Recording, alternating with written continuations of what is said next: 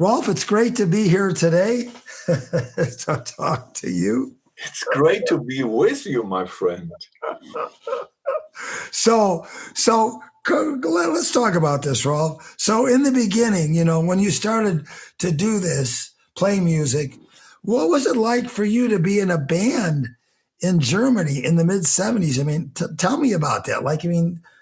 How did that start? What was it like? Yeah.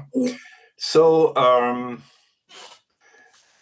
maybe I have to say I was born in the Ruhr area where all the mines were, and where they did steel and such. And I was a miner, my brother, my father, my grandfather. So I don't have a rich cultural background regarding arts. Mm-hmm. So I listened to what my father listened to. He loved some jazz. And there was in the early 60s, in the 60s, there was a thing on TV called That's Jazz. Okay. And he invited me to watch this with him.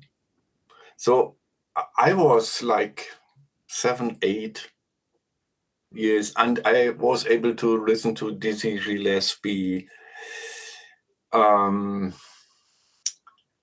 Miles Davis, Charlie Christian, all those good music. Yeah. It was somehow strange to me. It was not color TV. It was black and white, as we say in German TV. And then we lived in a very small house. We had 54 square meters with 4 rooms. So you can imagine how small the rooms were. Yeah. And my elder sister was a hippie. And I remember when I was 9, I had to listen all night long to Iron Butterfly in In-A-Gadda La Vida. And just imagine a 9-year-old boy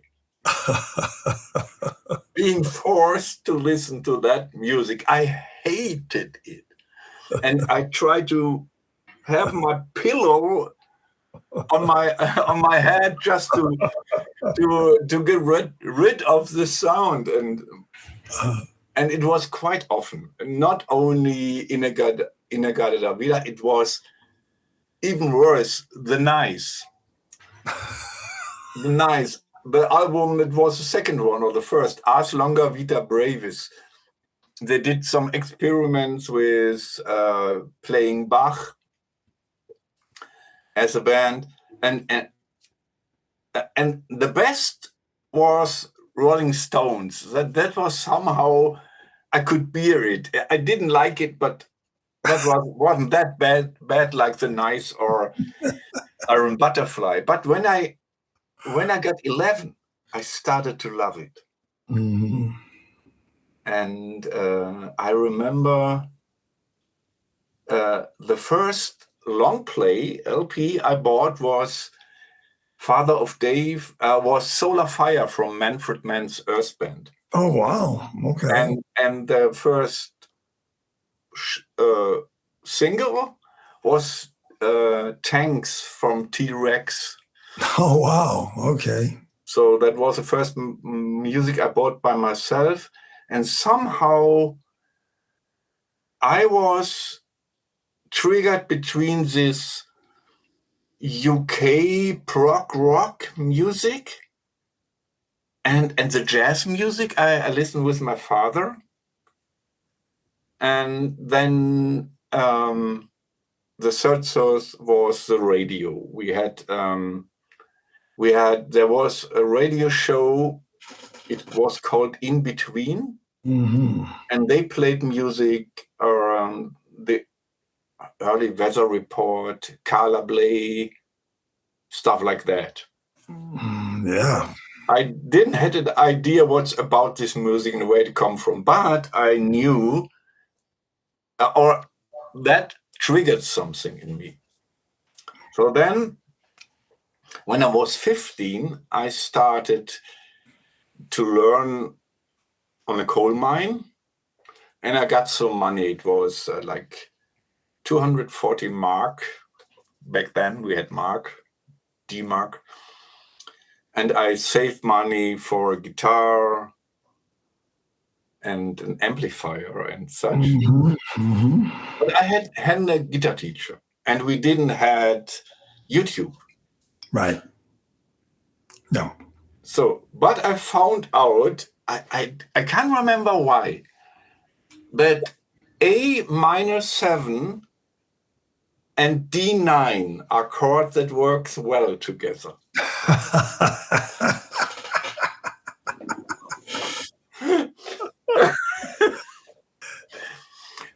But you even can shift it on the fretboard, but the combination is always working. Mm-hmm. No idea why. I didn't even had an idea about the scales, the modal scale. I don't. Right. No. Of course not. I couldn't discern major and minor, but that's it.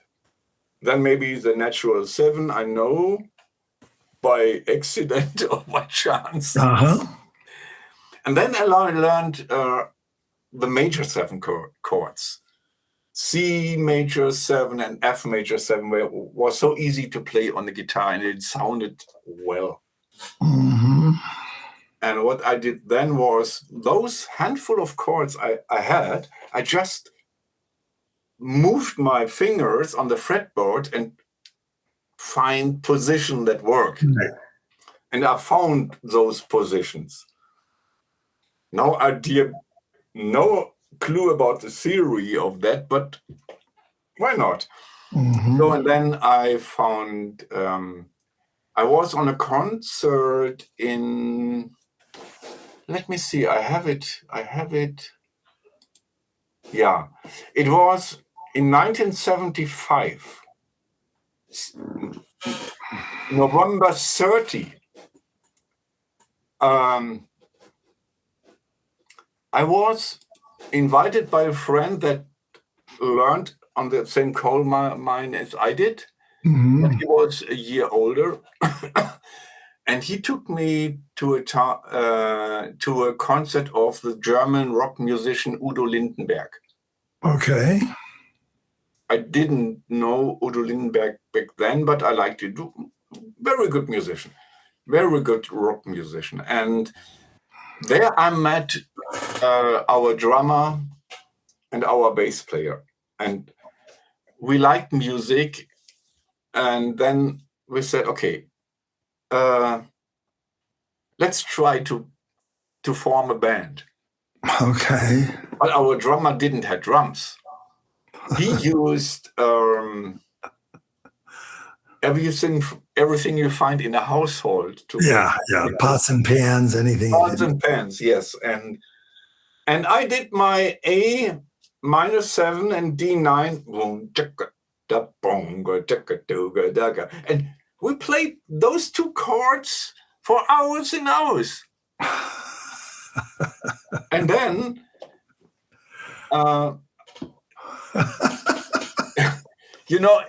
in the USA, in the hippie scene, there was a band called Sweet Smoke. Oh, really? And they had an LP that was called Just a Poke. Sound like they were smoking pot. and it looked great. It was a hippie cover. And we found out they do nothing else than playing those 2 chords. Oh, really? And for us, it was, yes, we are in it. We are a band now. And then, okay, then I left my home very early with 17 years and 6 months, so not even 18 years. I left my home, and lived in a commune with musicians. Oh, wow. Okay. And then one thing led to another.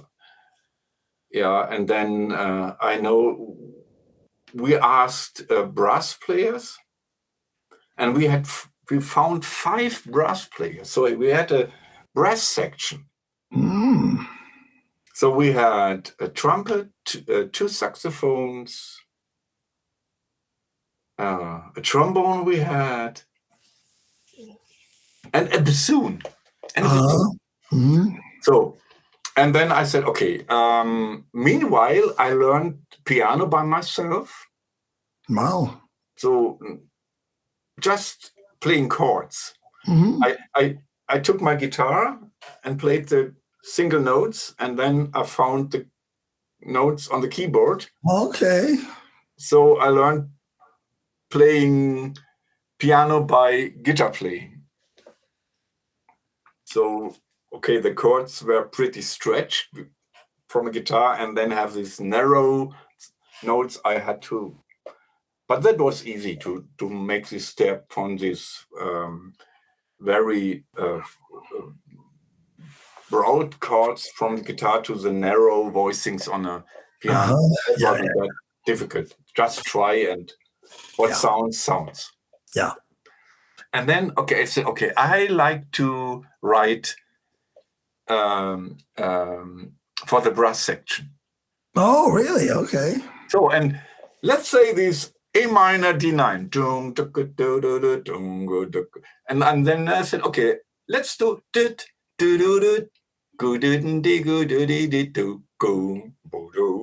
like this. And then I tried to the notation. It wasn't always correct, but at least if I gave them my notes and then I sing along the idea, they get it. The brass players, they were educated. They corrected my notation. Right. But the first, I tell you, that was so funny. I had no idea that there are instruments in B or in E flat. For me, it was always C. Right. So, and I wrote for the alto sax in C, for the tenor sax in C. Oh, and we had a flute. The bassoon player played also flute. So flute was okay, but saxophones didn't work, and the trumpet was in B, didn't work. That's called a concert sketch. Yeah, and I did that. And they took the notes and it was awful. It was just garbage. And then they told me, yeah, you have to raise it 3 half notes, or you have to lower it 2 half notes to make it right. And that's a way I learned to play music. Never at the school, never had a teacher. Wow. After 10 years of guitar playing, I had a great teacher. But before that, and the thing is, I had so much fun exploring that. I know I could have reached my goals maybe by a fraction of the time I needed. But it was like you are a scientist trying to find an animal in the jungle that nobody have seen before.